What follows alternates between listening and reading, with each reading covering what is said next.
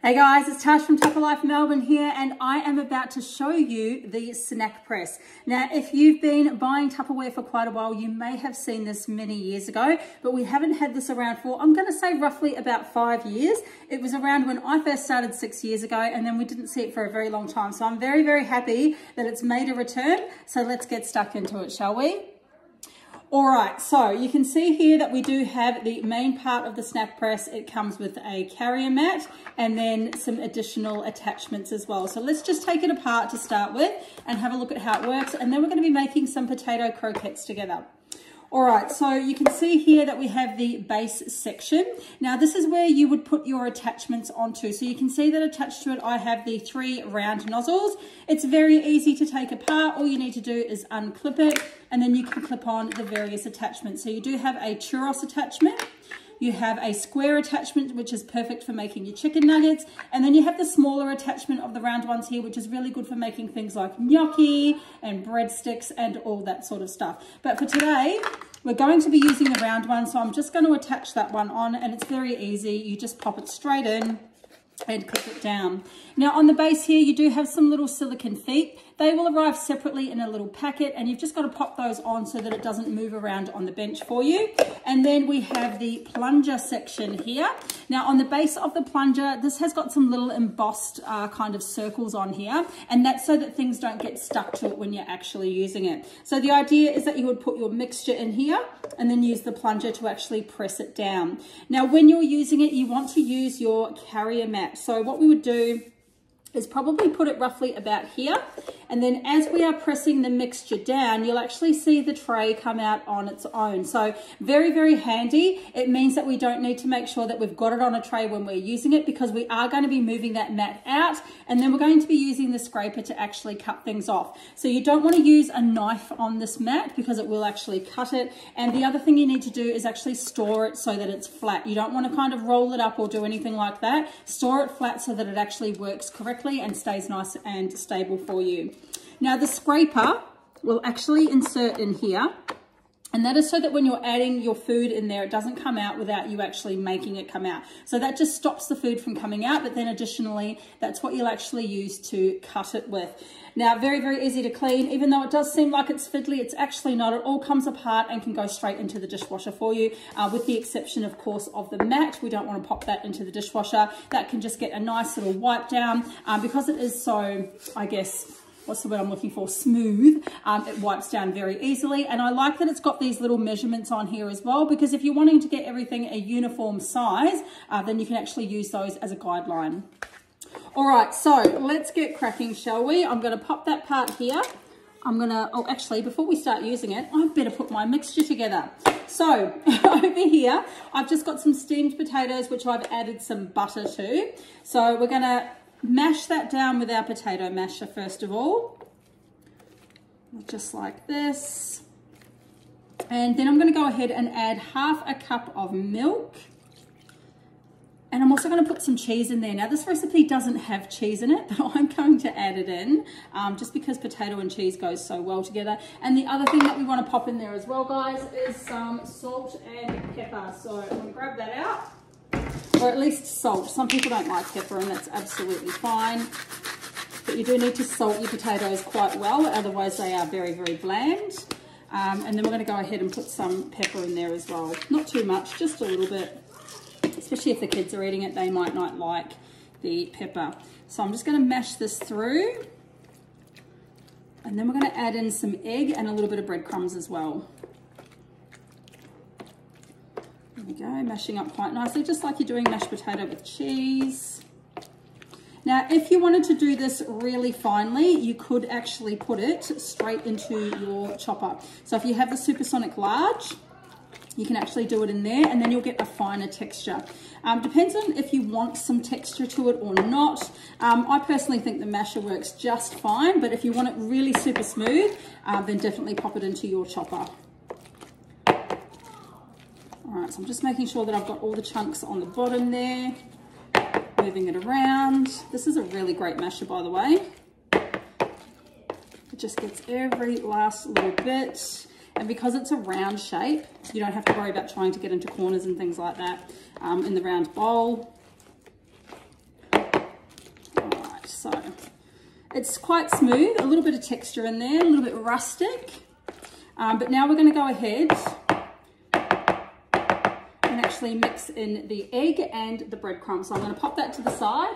I'm going to get my little mixing spoon here. The one with the hole in it seems to work really well for mixing, I find. And I'm going to crack an egg in here and add in my breadcrumbs as well. So I'm just going to wipe that down. So we're going to move the egg through. We're going to break it up and move it through. These potatoes are still quite warm, but they're not boiling hot, if that makes sense. Now, of course, when it comes to a croquette, you can put anything you want in here. Some people like to add vegetables. I've also seen a very nice chicken croquette recipe that I haven't tried out yet, but I'm going to. So just mixing it through as well as you can. And then, of course, we're going to pop in some breadcrumbs. So I've got about, well, I have got a quarter of a cup, not about a quarter of a cup. And we're just going to mix that through as well, just so that it's not overly wet. All right. Yep, that's much better. That's not as wet now. Okay. So a little, like I said, it's got a little bit of texture in it, but I could make it completely smooth if I wanted to with my supersonic. All right. So now comes the fun part. We're going to grab this out. Oh, that goes to the front. This goes in here just to make sure the mixture doesn't come out without me wanting it to. And we're going to put probably about half in here. I'm going to do a little bit with you guys, and then I'll do the rest off camera, but show you the results at the end. A bit more. All right, so here we go. Are we ready? I'll push that down a little bit.